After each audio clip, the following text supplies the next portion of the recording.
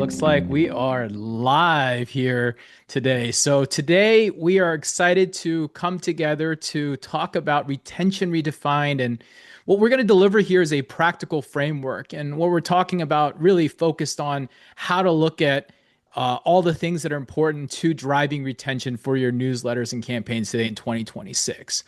So let's get started right away. I'll start off by kicking off who I am. I'll make sure Chase can share who I am. But for me, my name is Jimmy Kim. I'm excited to be here today. I've been in digital email for over 17 years. I've been on almost every side of the scenario, sitting on the brand side, really working on the apparel side. I've done the SaaS side, and I've also been in the media and newsletter business for quite some time as well, too. Outside of what I do there, I also run a podcast. It's called Send It. It's actually Chase and we run this podcast. It's all about retention and email marketing, specifically in email and SMS for e-commerce. I also am, on social. I talk and share tips on email marketing and SMS. And of course, I operate a large scale event called Commerce Roundtable, direct to consumer focused event that we run. Chase, you want to introduce yourself? Sure. Yeah. Real quickly, my name's Chase. I'm a partner at Structured, where we've driven over 200 million in email revenue for our clients. I'm a huge self-proclaimed email marketing nerd and really just excited to get into the playbook we have for you today. So let's do this. All right. Well, fantastic. Let's jump right into it. But to begin, I always like to set the stage. And I want to make sure that we're kind of giving you guys a basic understanding the way we're thinking about things as we go through this conversation. So let's talk about retention marketing. If you're already reading this, you already know the truth about retention marketing, right? Retention marketing, the other side of that is acquisition. And acquisition is just simply getting harder. Paid media is getting more unpredictable, and customer acquisition costs continue to climb, right? So, these are things that we think about when you're thinking about retention marketing. While the brands that are doing the strongest in retention aren't spiraling, they're actually scaling and doing it profitably. Yeah, and real quickly, right? I want to kind of just level set. This is very basic, but let's talk about what retention is, right? And I think like starting with what it's not, it's very helpful. So it's not a nice to have at this point in time. It's also not a single flow. I think I've talked to brands before, and they're like, we have a welcome series, like we're doing retention. Unfortunately, that's not what works today. And it's not one campaign that's going to magically fix everything, right? So that's what it's not. But what is it? So what it is it's a system, and it's really knowing when and how to use email versus SMS versus both of them together. And we're going to talk about that, so don't worry. And it's also really sending different messages based on where someone is in their journey. And I know everyone talks about that. We're going to break that down, like what that actually tangibly looks like, and then really changing your mindset to shift from sending more campaigns, more campaigns, more campaigns to starting to think about it more strategically and sending smarter. So that's really what we're going to build today, is this plan with you. That's going to allow you to build this throughout this year and hopefully drive more revenue and more engagement. Awesome.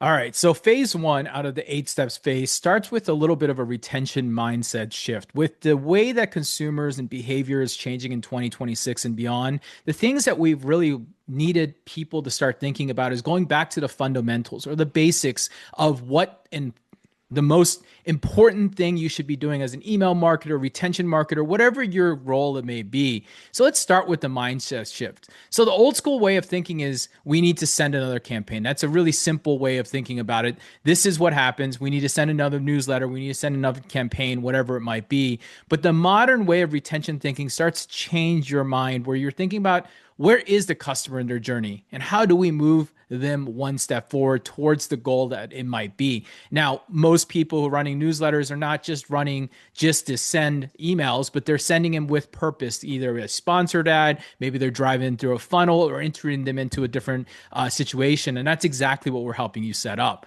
So the retention mindset comes with 4 goals. Number one, the thing you should be thinking about is reducing time to first purchase, right? How do you get them to act on? And that purchase can be a service, a product, whatever it might be doing. But the goal here with your marketing is to get them to do that first action, right? And measuring that and ensuring that you can get there. Secondly, you need to increase the repeat purchase, right? It could be as simple as a repeat click, a repeat purchase, a repeat look at a sponsor, whatever it might be, ultimately trying to drive that modern retention. And then, of course, improving that average order value, the monetary side of things. The things that you should be thinking about should be really relevant to how much money or how much more money can I improve off of each and every order that you're doing. And of course, the last thing and the biggest thing about all of this is extending the customer lifetime value, how long they stay on your newsletter, how long they want to be there, but also how to make sure that I'm maximizing the dollars and values there, which leads us to phase two. Yeah, so in terms of like the modern customer journey, right? This is really what everything is built on. So in the next slide, you're going to see, and this is probably one of my favorite slides in this deck. The problem is most brands are going to focus on these first three stages, right? So you have the aware, the interested, and then the first purchase. And then from there, they just wing it, right? You spend all this time and effort and all this money getting people aware, getting them interested, and getting them to buy. And then brands have like no plan whatsoever. Where if we keep kind of putting out this slide, you'll see the rest of it, right? This really maps shows the full customer journey and really everything after someone's first purchase of your product and or your service is where most brands have no plan. So essentially kind of to break this down really quickly, aware and these are different places and that's why you have to send people different messages. So aware basically is I know you exist. This is someone that's on your newsletter or someone on your e-commerce business or your B2B business list, but they've never purchased. They've never exchanged any value with you. So your goal in this awareness stage is to educate them and build trust as soon as possible.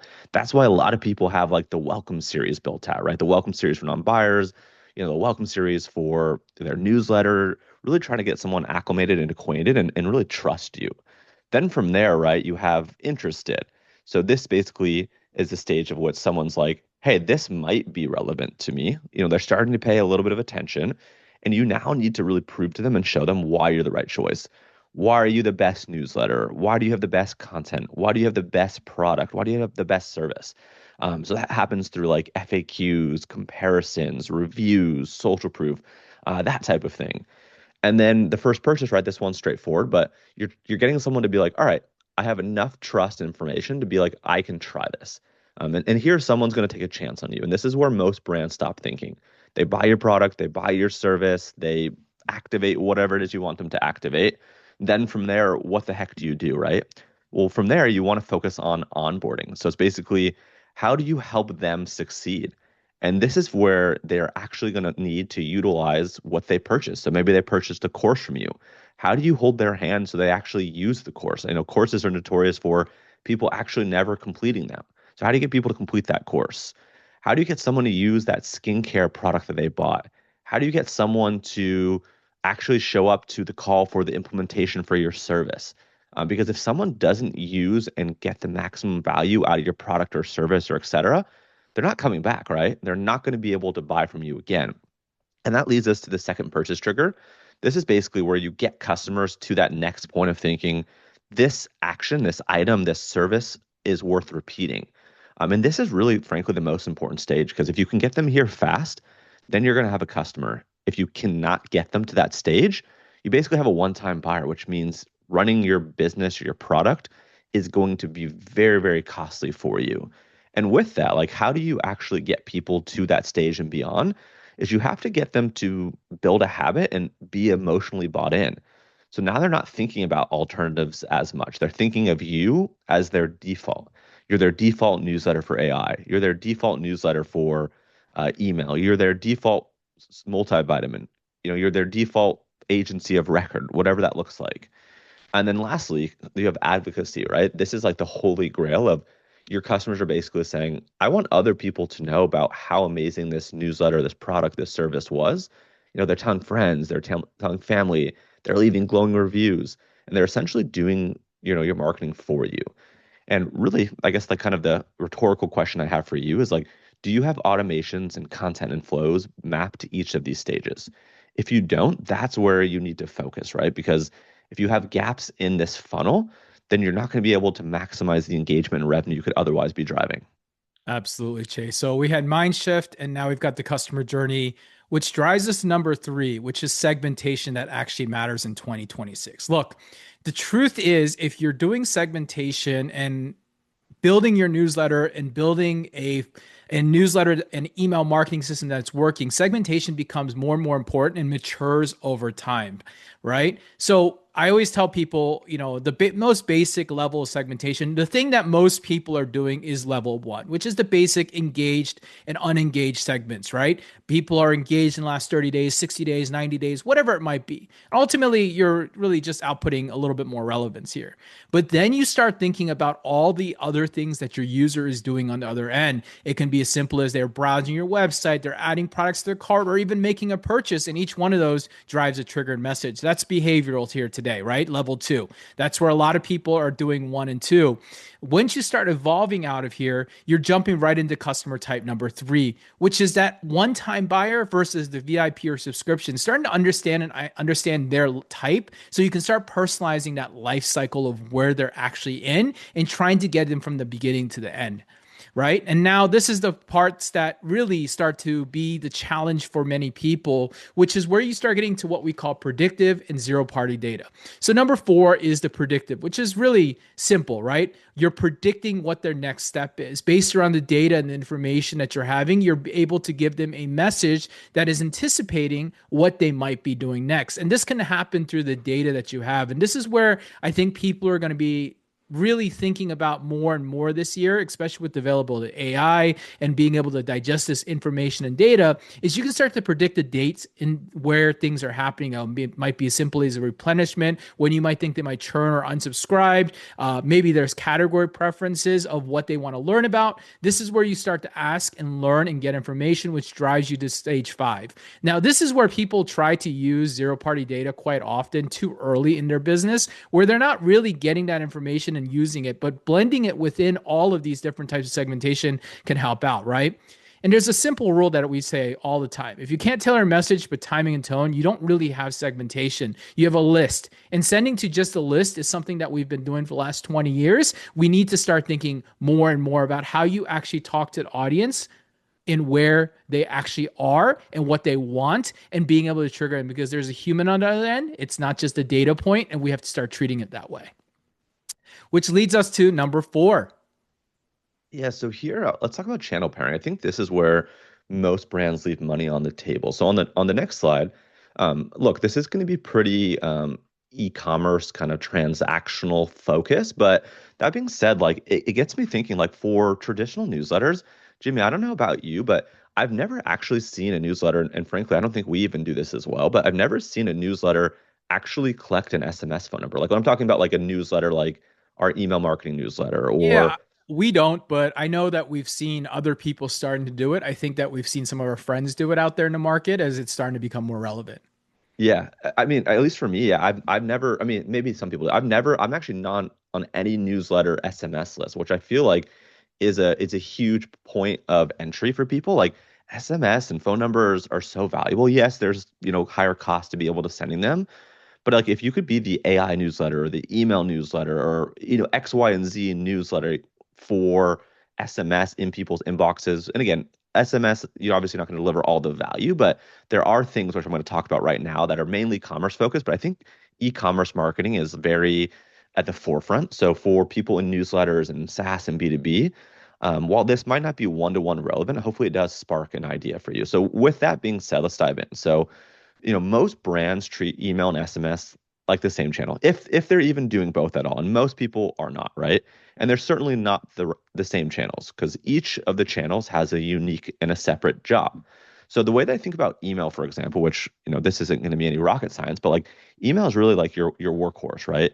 It's a great place to share visuals. It's a great place to go long form or even medium form into storytelling, education, and it's really a great channel for building trust. It's harder to do that on SMS when you're so limited by character count. But really anything that needs more depth or context, that's amazing for email, right? No surprise there. With SMS, SMS is really kind of exclusive for urgency. It's a really great way to quickly reduce kind of the friction. And it's kind of transactional in nature, right? Things where and moments where you want things to feel like a real conversation, not just marketing.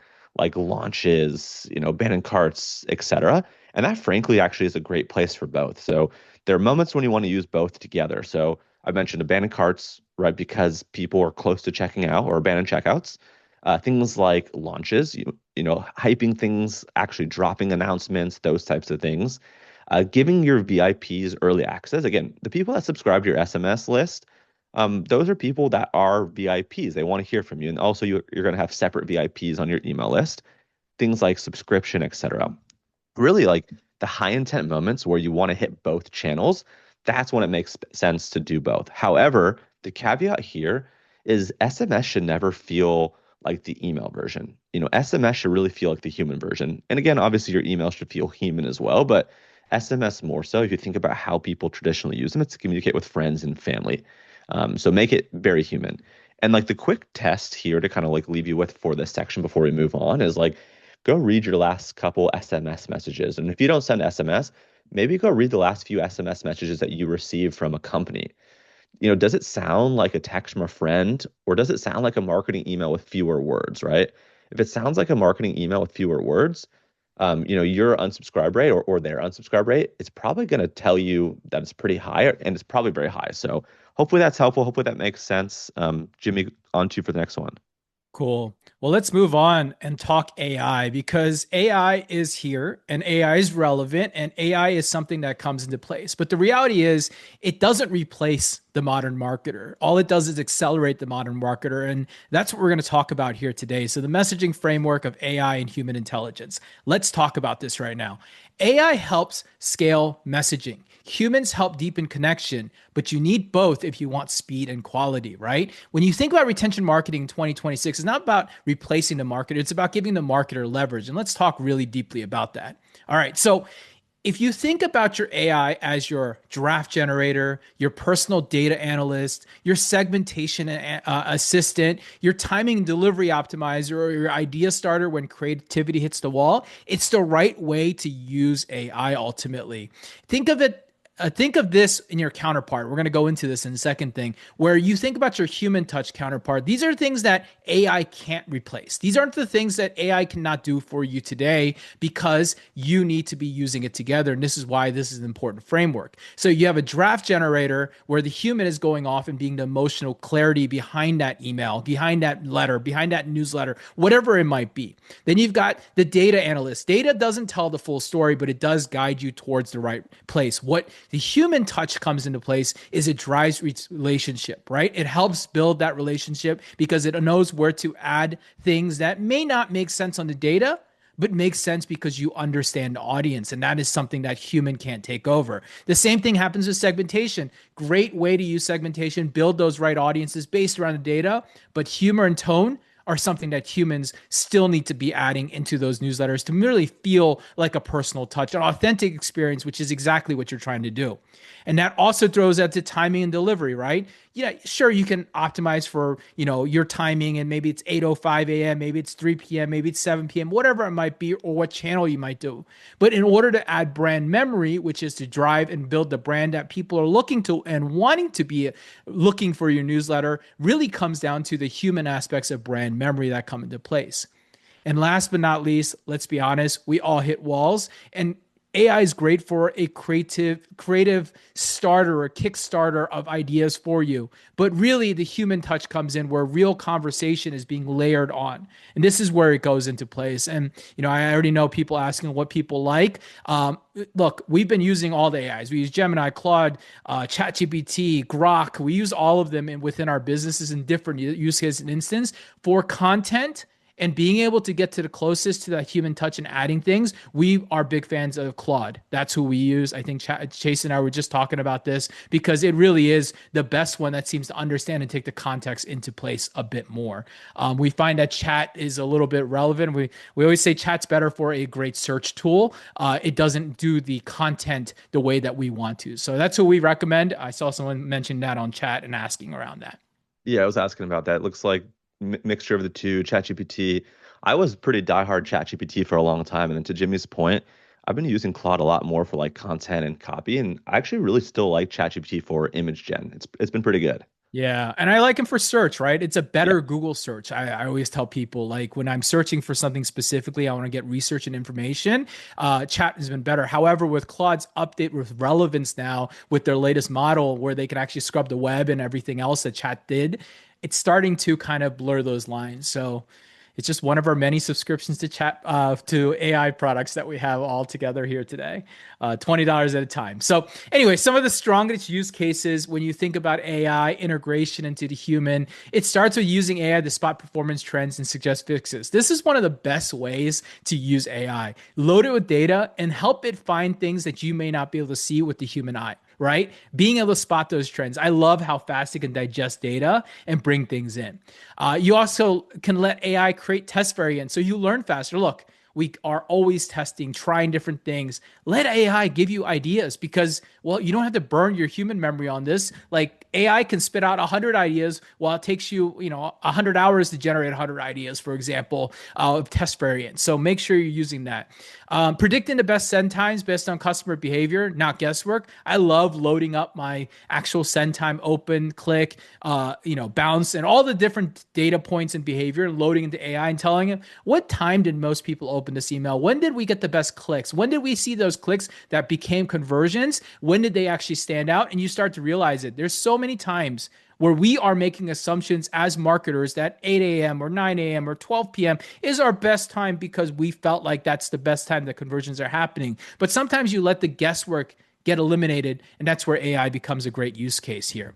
Personalization, right? With more data, information, and life cycle stage notice, you can start getting a little bit more personalized at scale and being able to create messages. If I create one newsletter or message, I might have a little bit of a separate tone for my customers, might have a separate tone for those who are aged or win backs or whatever it might be that I am. This is where personalized messaging can help you. It can take and spin a message and really cater towards that life cycle in which they are living in right now. And of course, the biggest thing that all of us should be using it. And if you're not, you should, but offloading those repetitive tasks. AI can help you focus on strategy, creativity, and storytelling. These are the things that we often get stuck on. Use it as an assistant. I love talking to my AI, my agent, to make sure that I am headed down the right track. It's validating idea. Let it challenge me. I want it to challenge me every time. And you should take that. And the good news about AI is it can't yell back at you. So it's always great to be able to have a person to bounce those ideas off of. I remember the future isn't AI or human; it's AI supported humans creating messages that scale and still feel personal. That's how we feel about 2026 currently. Obviously, we'll see where technology goes into the future. Okay. This really is the core of the whole system. I mean, we've gone through a lot so far. We've got some more to still go. But if you only remember one thing from today, I think this section is really, really core just because, frankly, a lot of people aren't doing all of this. So on the next slide, again, this is going to be a bit more kind of commerce focused, a little bit more transactional, but a lot of this could and should be relevant to newsletters, SaaS, B2B, etc. I think there's learnings and things that are applicable for each one. So let me kind of break this down. So for the commerce side, right, these are really kind of like the 8 flows that we think about that make up this like functioning retention engine.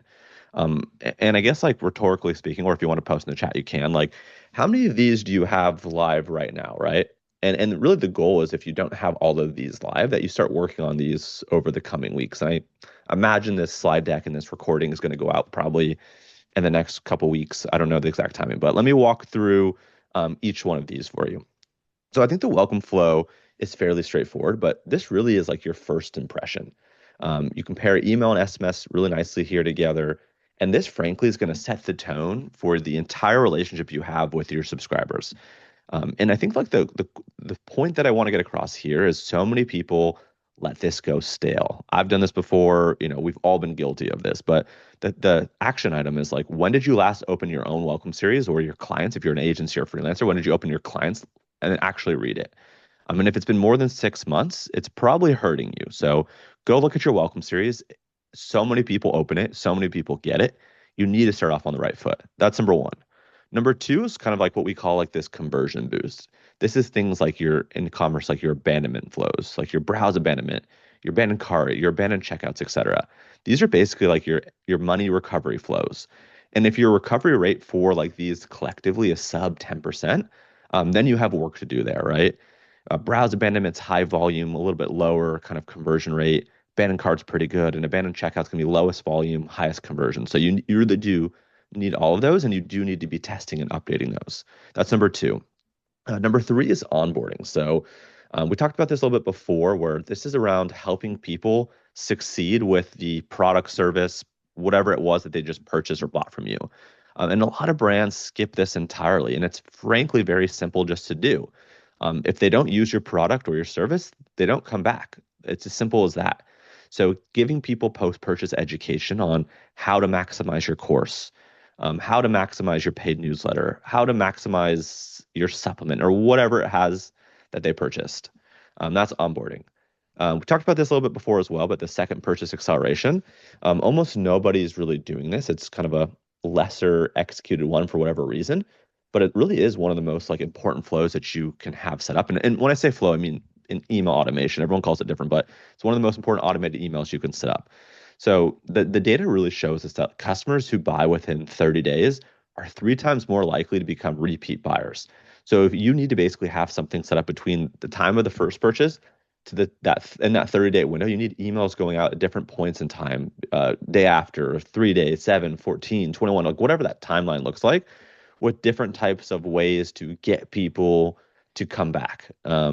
Special offers, limited time discounts, social proof that shows like a second time buyer getting way more value than just that first purchase, like whatever that looks like. It's super important because if you don't have these types of emails set up, you're basically hoping for a second purchase instead of building and engineering and planning for it. And then the next one is cross sell. I think this is a little bit more straightforward, but cross selling and upselling is so important. And it's really a great way to expand what people buy from you. So if someone bought something like skincare, what else might they need? Do they need hair care? What other types do they need? Like a moisturizer? Do they need a face wash? Like what other things are tangential and related based off the data points that you have?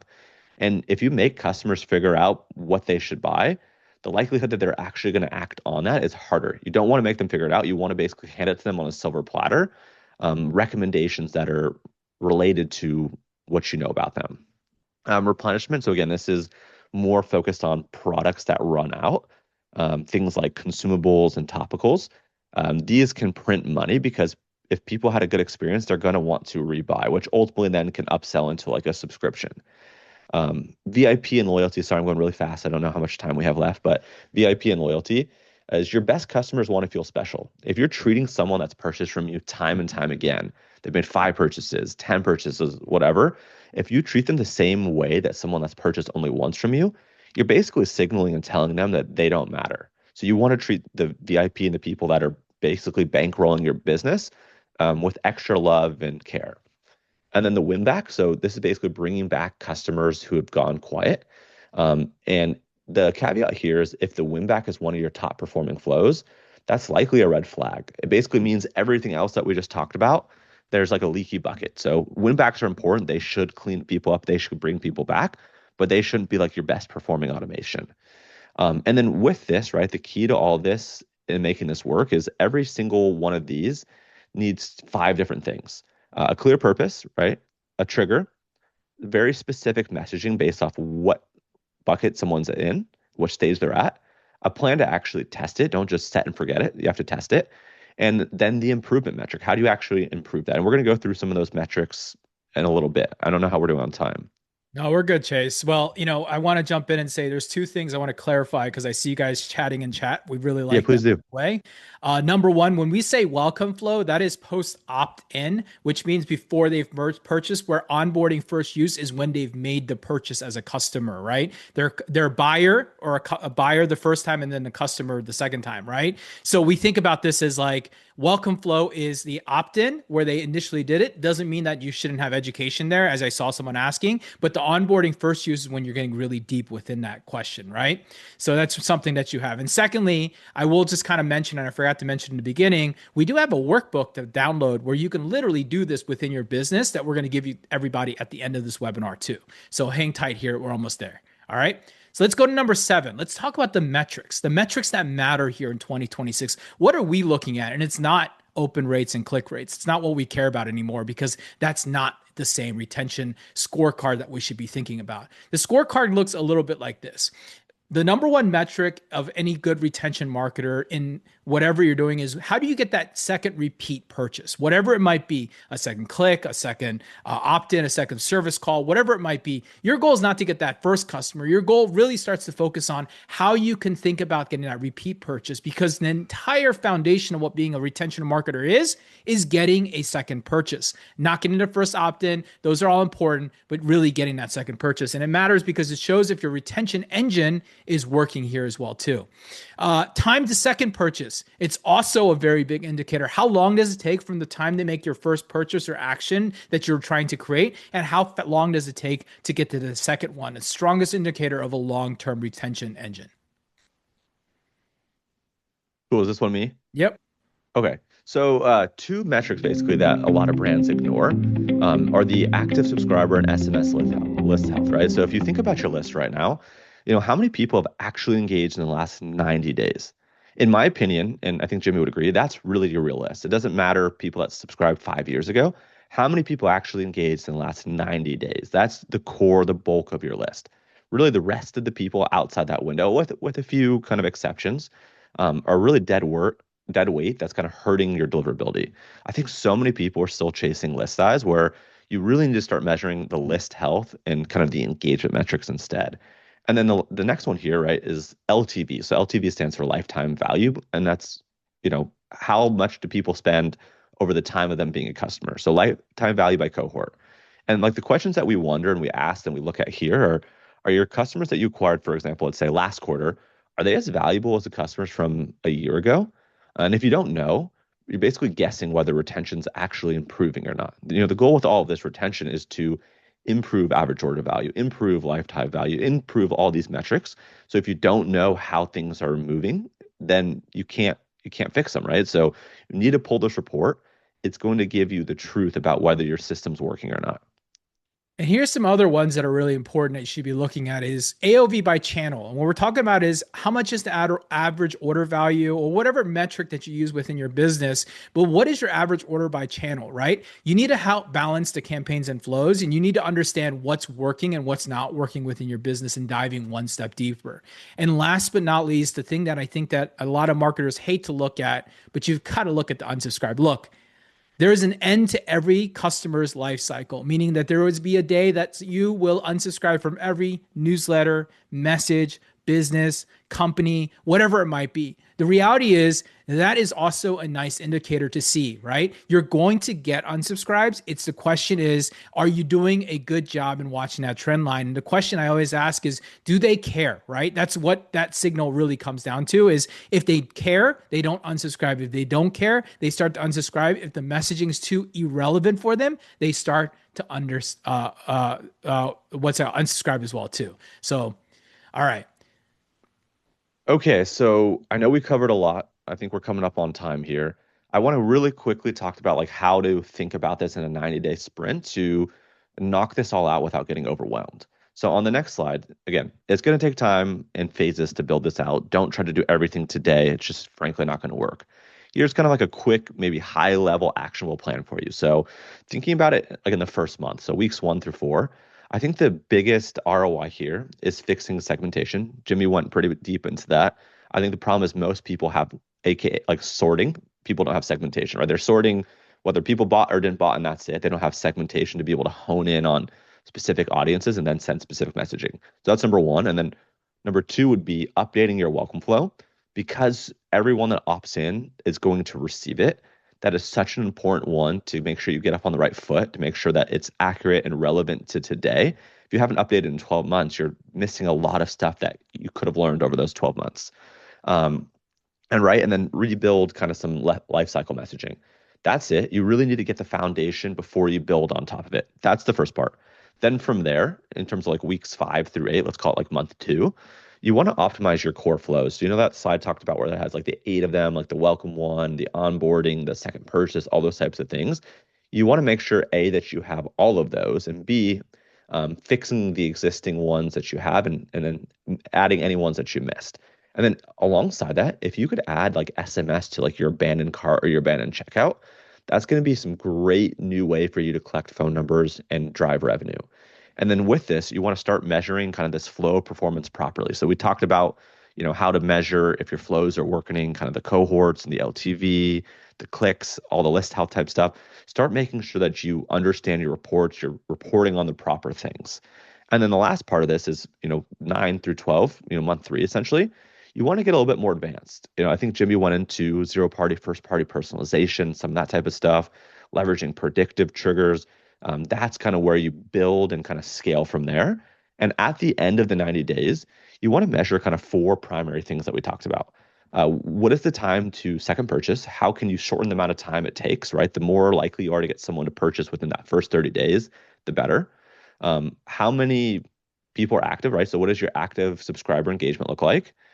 How much revenue you're driving between like your campaigns versus your flows slash automations? And then what is the lifetime value, the LTV uplift that you're seeing? So if those numbers are moving in the right direction based off what we talked about and what else you're working on, then you know that your system's working. Okay, and then I think this is my final thoughts. And then I guess we have questions if we have time. But the last thing to think about here, right, is like retention is a system built on five primary things. Number one is value. There's no substitute for value. And value means different things to different people. It could be discounts and offers, it could be different types of education, it could just be stuff that's written really well or designed really well. So different people value different things.